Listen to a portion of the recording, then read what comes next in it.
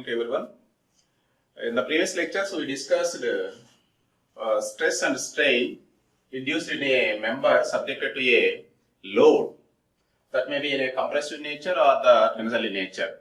Then go for the another type of the stresses induced in a member caused by the variation in temperature.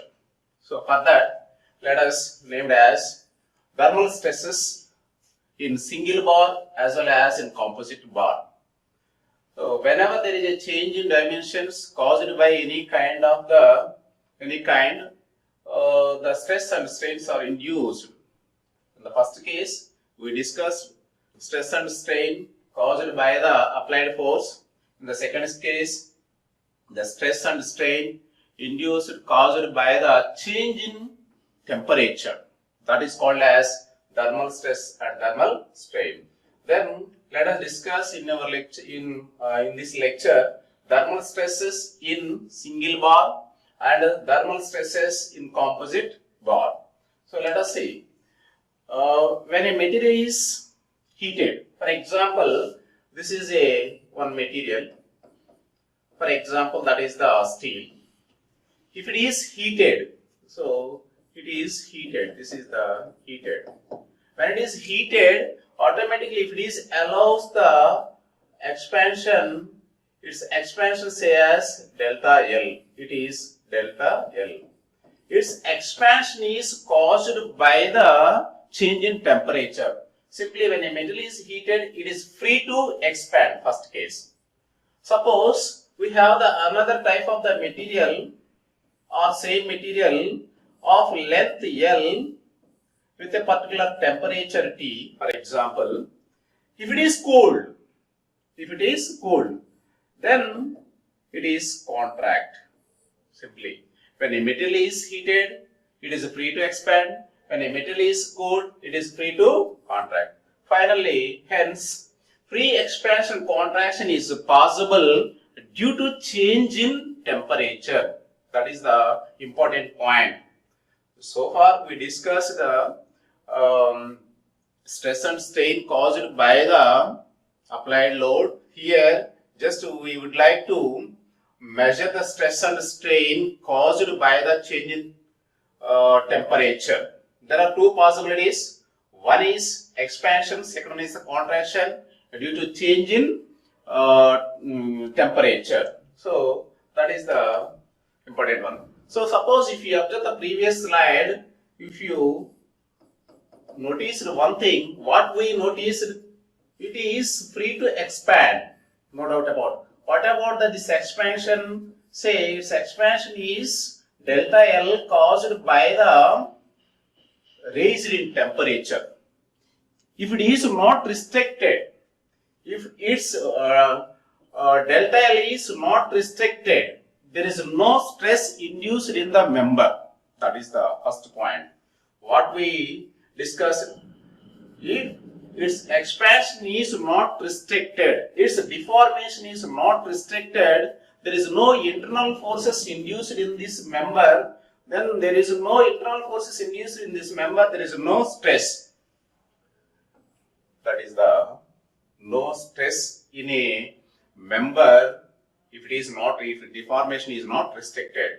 If its deformation is restricted or prevented, automatically, so the stresses are developed or induced or internal forces are induced. For example, we know that this is a member, am I right? Its free expansion is, as we know, that delta L, am I right? Suppose if I provide an restriction at somewhere, so some amount of the force is exerted on this member, internal forces are developed. That is the stress caused by the variation in temperature. Finally, that is called as thermal stress.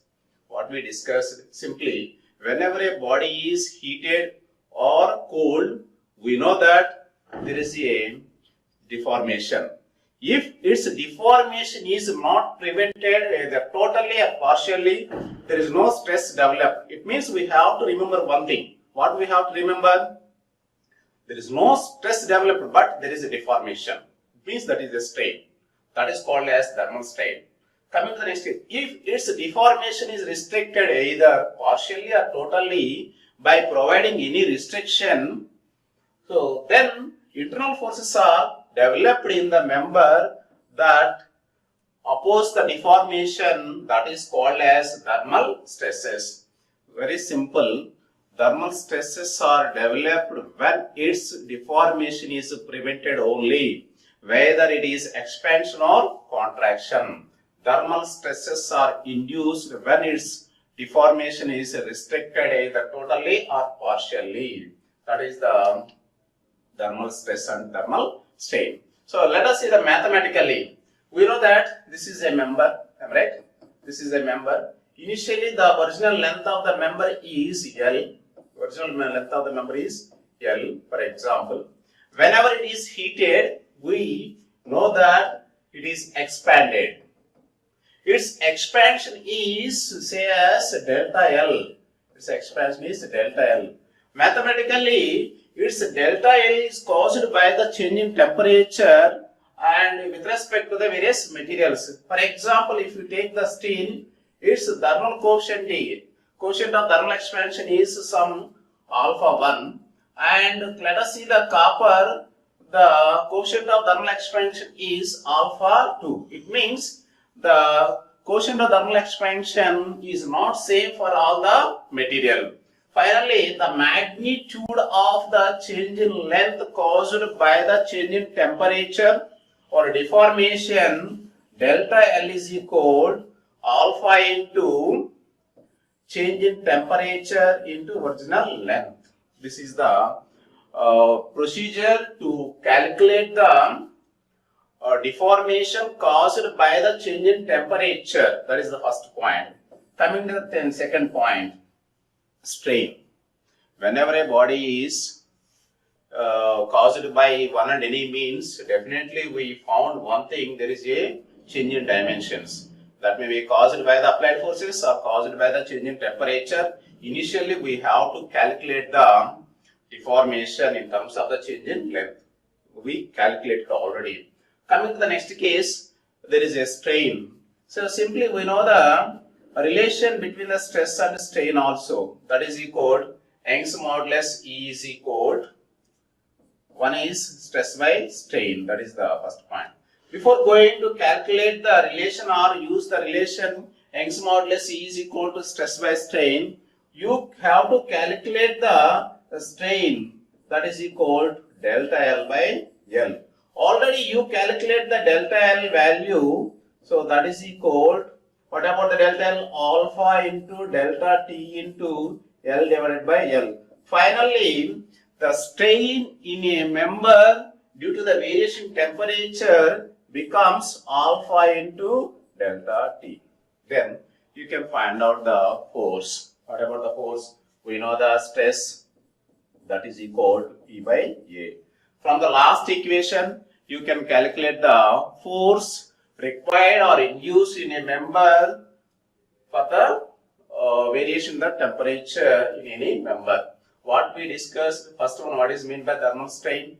So for that, we have to calculate initially change in length. Mathematically, alpha into delta into L, which is represented by the equation number 1. So thermal strain, that is equal, as we know that stress change in length by original length. Finally, that is equal to alpha into delta T. We know that alpha is the quotient of thermal expansion that depends upon the material or varies the material type. Finally, the thermal stresses are induced when its deformation is restricted.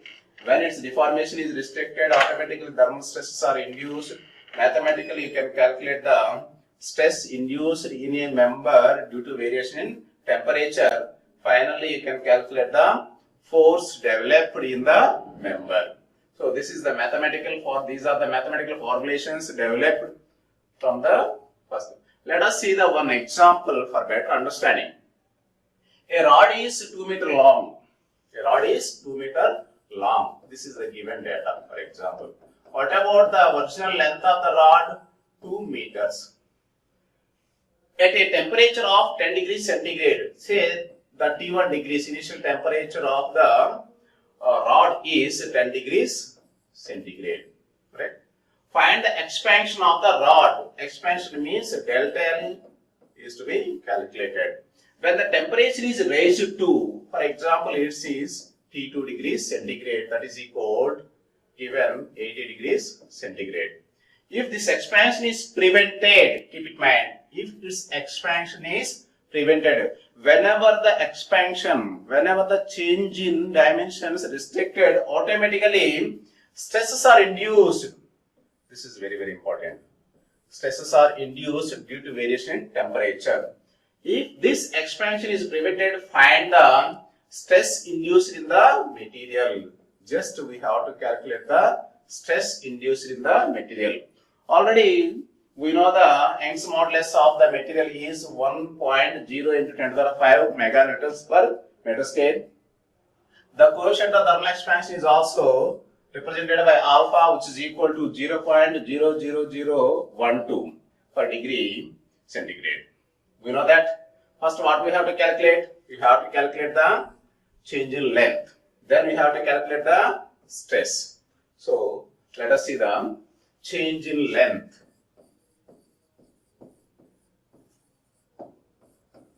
Represented by delta L. So, that is equal to alpha into delta T into L.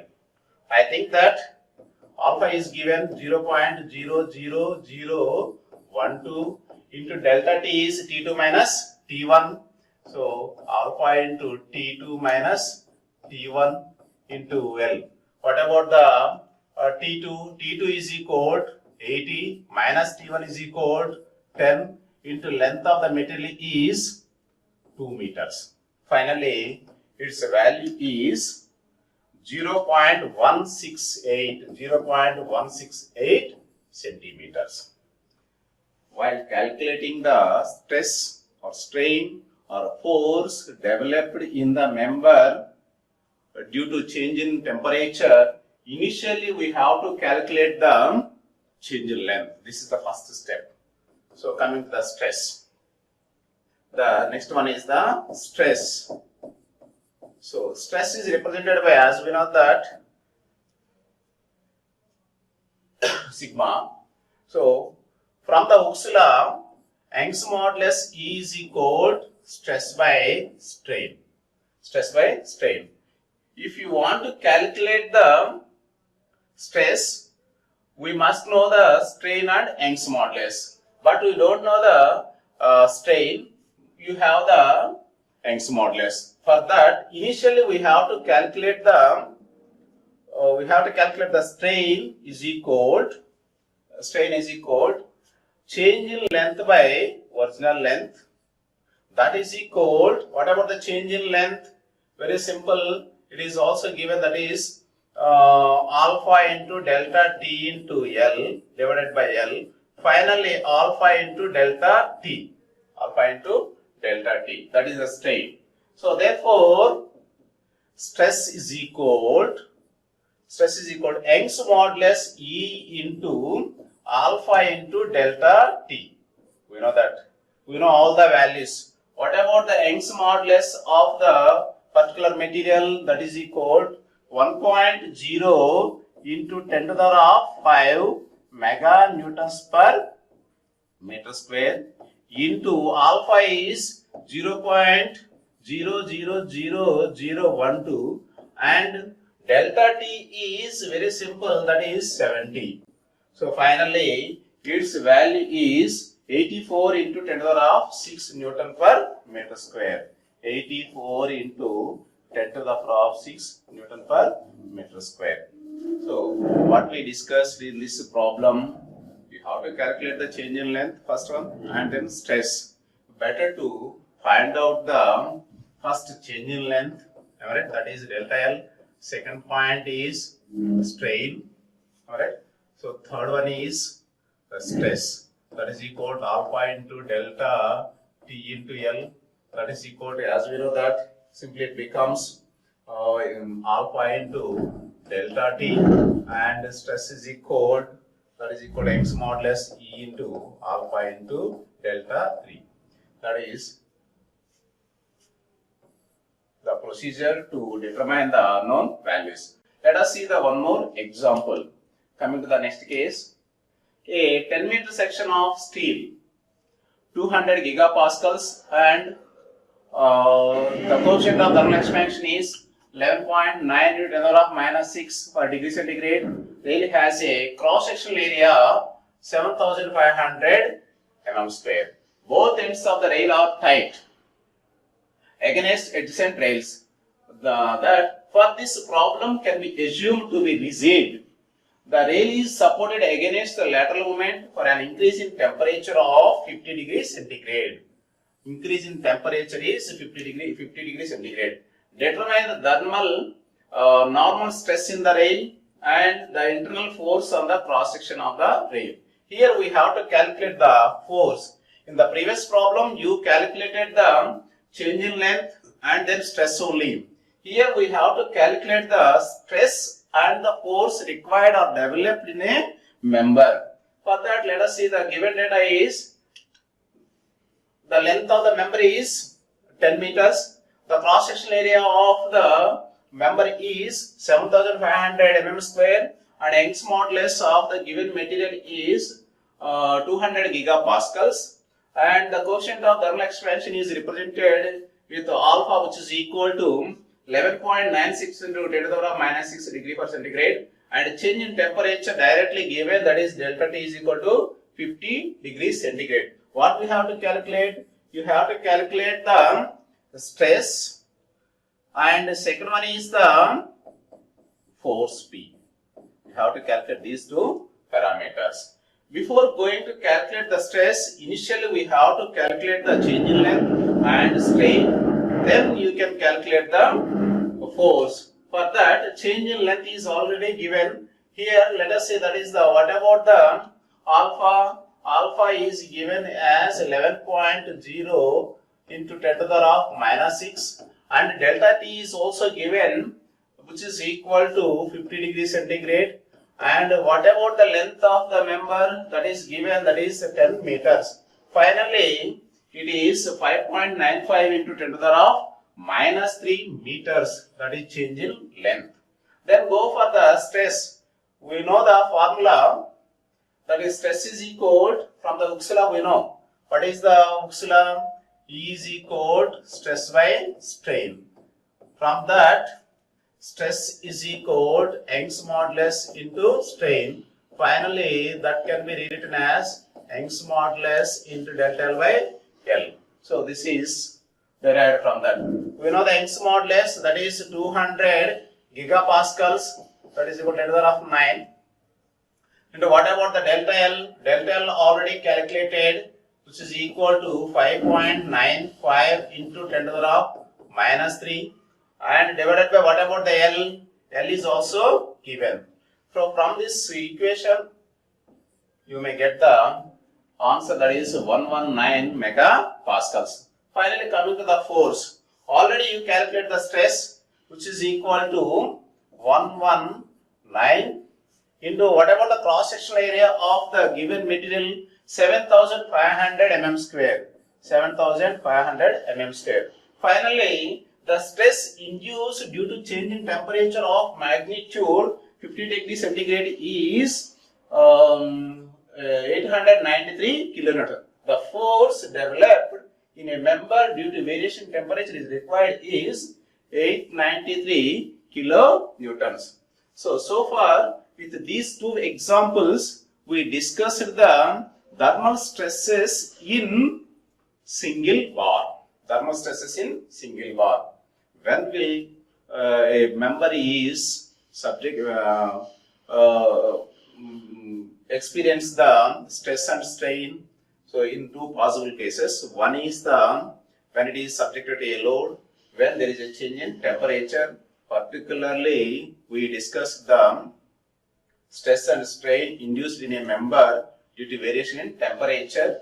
So for the single bar, let us go for the next one is the stresses in the composite bar. Thermal stresses in the composite bar. So when a bar is called as a composite bar, very simple. So a composite bar is made up of two different materials. For our convenience, let us say this is the brass, right? This is the brass is placed in a steel tube, for example. This is the steel tube. This is the steel tube, for example. So initially, this is the steel tube. Steel tube. This is the brass. So this is the steel tube. This is the brass. Very simple. So the original length of the composite bar is as L. The original length of the composite bar is L. When a composite bar is heated, definitely if it is allows the free expansion, steel is expanded from A to B. Say this is the expanded portion of the steel. Very simple. If you observe the other color, this color represents the expansion of the brass. So when it is heated, it is free to expand. If you observe the two materials, the steel is expanded up to some extent, the brass is more than that. Simply, the expansion of the brass is more than that of the steel when it is heated. It is very, very important one. Here we have to observe one thing. Even though the temperature of the temperature is same, but the expansion of the steel and the brass is not same because the thermal quotient of thermal expansion is not same. It is very, very important. But when the member is induced, when the stress is induced, if restriction is provided or prevented, its expansion is prevented, we would like to provide a restriction at D. It means the steel member is to be pulled and the brass member is to be compressed. Then only you will get the third figure. Otherwise, it is not possible. It means what we have to observe, it means the brass member should be compressed or the brass member is subjected to a force in compressive nature. The steel member should be subjected to a force in tensile in nature. Automatically, in steel members, there is a stress induced in tensile in nature. Am I right? Automatically, the stress induced in the copper in compressive in nature. These 2 points are very, very important one. So I will repeat once again for better understanding. So if you observe the composite bar, what is meant by composite bar? A composite bar made up of 2 different materials. What are the different materials? One is the steel, second one is the brass. That is the original position or original. When it is heated, it is free to expand. If you observe the second diagram, the expansion of the steel is less than expansion of the brass. In other words, the expansion of the brass is greater than expansion of the steel. So there is no stress induced because we didn't provide any restriction either partially or totally. Its deformation is allowed. It means there is a chain only. There is no stress because there is no restriction provided in the second figure. Just I would like to provide a restriction by arranging or fixing or rigidly. Simply, automatically the stresses are induced in the steel member as well as the brass. What type of stress is induced in steel member? What type of stress is induced in the brass? It means if you observe that its free expansion is restricted by providing the compressive nature force. It means the compressive type of the force is exerted on the brass member and a tensile force is needed in the steel member. So finally we have to remember one thing, the change in length or change in length in steel is equal to change in length in brass. That is the first point. Second point, force in the steel is equal to force in the brass. Based on these two conditions, you can calculate the stress in the steel member and the stress in the brass. That is the main point. So, while analyzing the behavior of a composite bar subjected to a variation in temperature, we have to remember 2 points. First one is, what is the actual expansion in material 1, particularly in this case steel. What is the actual expansion in a brass due to the variation in temperature, and which type of stresses are induced in steel and brass respectively. So today we discussed thermal stresses. What is meant by thermal stress? When thermal stress induced, simply thermal stresses are induced when restriction is provided either totally or partially, then only the stresses are induced, otherwise there is no stress developed. We discussed the concept of the stresses, thermal stresses in single bar with 2 numerical example. Then go for the thermal stresses in composite bar. Before going to analyze the thermal stresses in composite bar, what is meant by composite bar? We know that a composite bar is made up of 2 different materials, particularly with respect to the thermal stresses. We always remember point. What is that point? The coefficient of thermal expansion of steel and brass is not the same. Automatically, its expansion depends upon the coefficient of thermal expansion. Then, if you observe the second figure, the expansion of the brass is more than that of the steel. Whenever a restriction is provided, so the compressive stress is induced in the brass and tensile stress is induced in the steel. We will continue in the next class with one numerical example. Thank you.